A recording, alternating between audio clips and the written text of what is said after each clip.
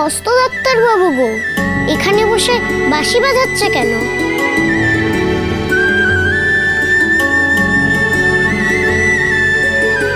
বুঝেছি, তুমি ঠিক বুঝতে পেরেছো যে আমার ভয় করছে, তাই এখানে বসে বাঁশি বাজাচ্ছ, তাই না গো মস্ত ডাক্তার বাবু? যাতে আমি ভয় না পাই।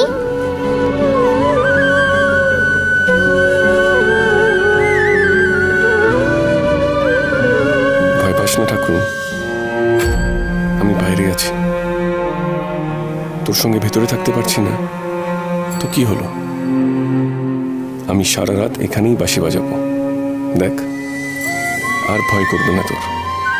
ঘুমিয়ে পড় মা, ঘুমিয়ে পড়। না, শুয়ে পড়ি, বাঁশি শুনতে শুনতে ঘুমিয়ে পড়লে আর ভয় করবে না।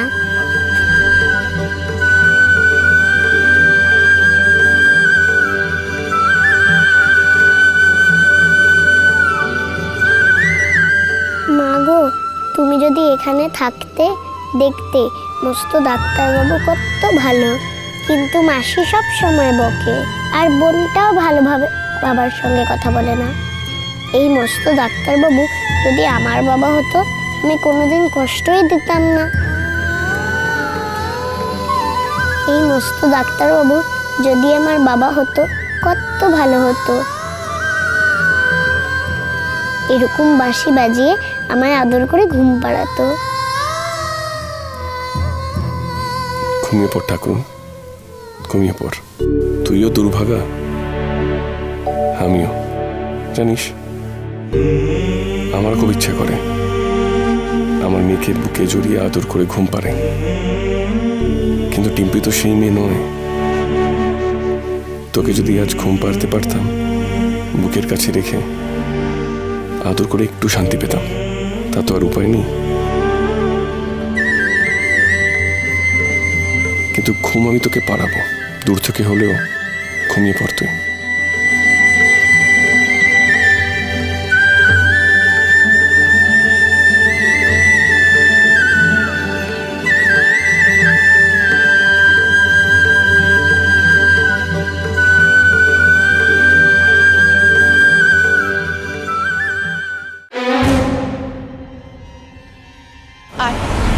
আয় আমার সঙ্গে, আয় রে বাবা। মা, ভালো লাগছে না, আমাকে ঘরে যেতে দাও। ঘরে ডিম্পি রয়েছে, ওর সামনে কথা বলা যাবে না, আমার তোর সঙ্গে জরুরি কথা আছে। ভালো লাগছে না মা, ভালো লাগছে না, আর কোনো কথা শুনতে ইচ্ছে করছে না। যা শুনে এলাম সেটাই যথেষ্ট।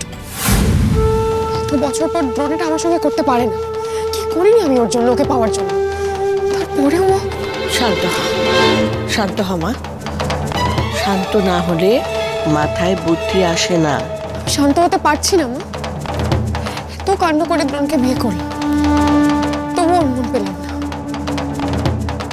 দ্রোণের আমার প্রতি কোনো টান নেই, সেটাও ভেবে নিয়েছিলাম যে ঠিক আছে, দ্রোণ তো থাকবে আমার কাছে, আমি তোর অফিসিয়াল স্ত্রী।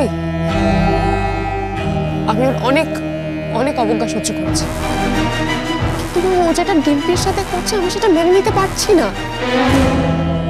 ভয় করছে না, খুব ভয় করছে। ওর এত টান কেন ভগবতীর উপর, কিসের জন্য? তাছাড়া এমন তো নয় যে ও কোনো বাচ্চাকে কোনোদিনও দেখার মতো দেখেছে এত বছর ডিম্পিকে চোখের সামনে। কারোর জন্য তো এমন কিচ্ছু কোনোদিনও করতে দেখিনি। আর আজ আজ বাঁশি বাজিয়ে ভগবতীকে ঘুম পাড়াচ্ছে। ডিম্পিকে তো কোনোদিন এভাবে ঘুম পাড়ায়নি। ডিম্পির চোখের সামনে ভগবতীকে নিয়ে যা করছে, ভাগ্যিস ডিম্পি রাগ করে ঘুমিয়ে পড়েছে। ও যদি নিজের চোখে এটা দেখতো কতটা কষ্ট পেতে তুমি ভাবতে পারছো? সবে 2 দিন বা 3 দিন হলো দ্রোণ ভগবতীকে দেখেছে, এর মধ্যেই যা করছে তুমি বুঝতে পারছো এরপরে কি করবে? এরপর না জানি আরো কত কি করবো ভগবতীর জন্য। ভগবতীর জন্য ডিম্পি ওর নিজের জায়গাটা হারিয়ে ফেলবে। এই সব কিছুর জন্য যে তুই দায়ী অপালা।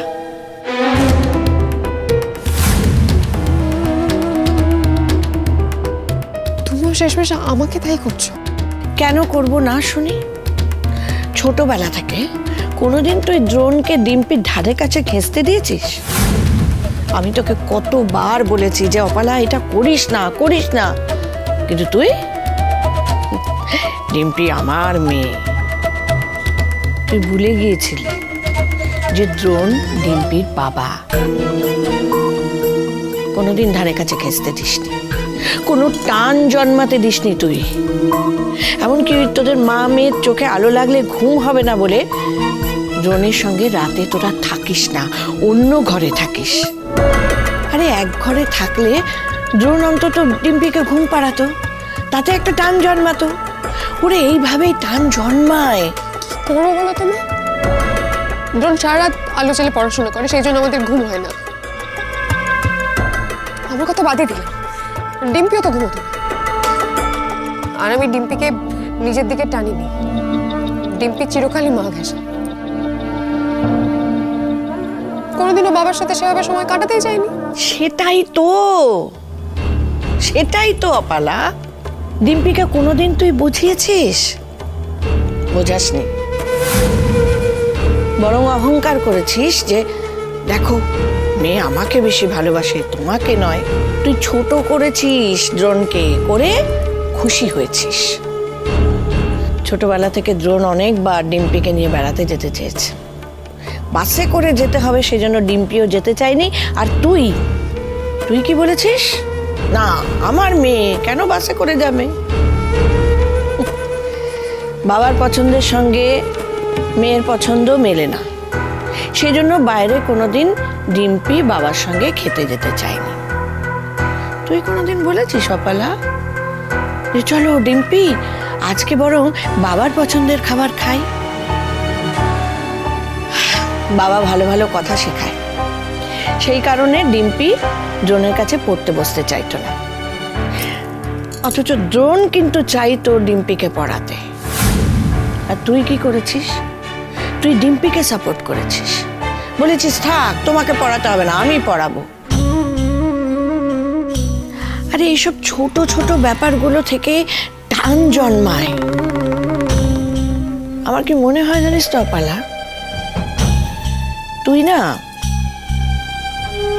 চিনিকে আর ডিম্পিকে এক জায়গায় বসিয়ে ফেলেছিস। চিনির কাছে তো তুই কোনোদিন জিততে পারিসনি, তাই ডিম্পিকে কাছে টেনে তুই দ্রোণকে দেখাতে চেয়েছিস যে দেখো তুমি আমার কাছে হেরে গেছো। তাই দ্রোণকে দোষ দিয়ে লাভ নেই, জানিস? কি হবে এবার? দ্রোণের তো ভগবতীর প্রতি টান বেড়েই চলেছে। রক্তের টানকে কাটাতে গেলে রক্তের টানকেই কাজে লাগাতে হবে।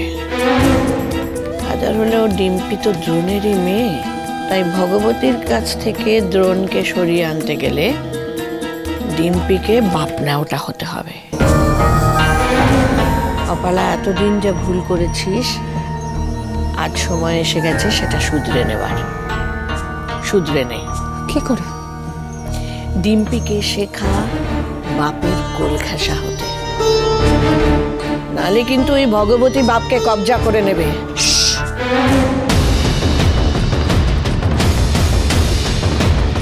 দ্রোণকে ভগবতীর বাবা বলে কখনো বলো না, দেওয়ালেরও কান আছে।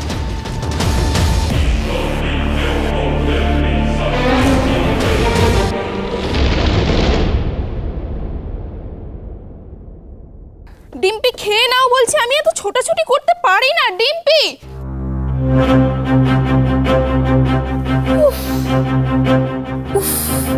এই হয়েছে এক জ্বালা, রোজ সকালবেলা ছুটে বেড়া।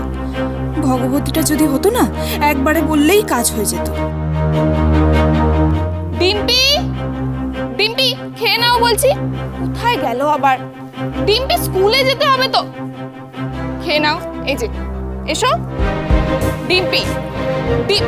ডিম্পি দাঁড়াও বলছি, দাঁড়াও। শোনো, স্কুল যেতে হবে তো, স্কুলে যাবে না? না খেয়ে কি করে স্কুলে যাবে? তুমি লক্ষ্মী মেয়ে না? খেয়ে নাও, খেয়ে নাও বলছি তো খাবো না।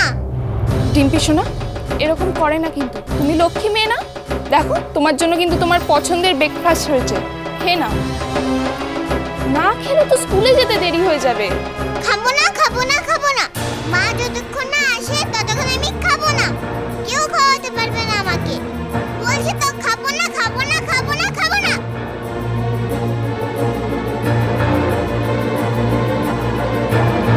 কোথায় ঝগড়া লাগলো আজকে? বস্তিতে? কলতলায়, নিশ্চয়ই আজকে জল আসেনি।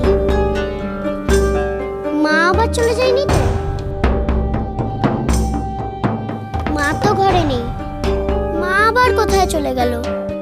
কলতলায় গেল নাকি? যাই তো দেখি।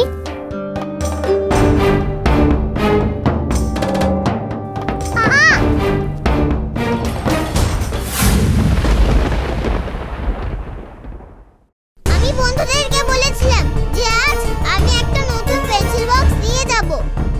মাকে বলেছিলাম এনে দিতে, এনে দেয়নি। পেন্সিল বক্স ওর বাবার আনার কথা। আমি আজকে স্কুলে যাব না, ব্যাস। স্কুল কত ভালো জায়গা বলো তো, অমন ভালো জায়গায় না গেলে হয় নাকি? ওই তো ড্রোন এসে গেছে। বাবা, পেন্সিল বক্স এনেছো? তো কিছু কি নিয়ে এসেছো? এগুলো ওর কাজের জিনিস।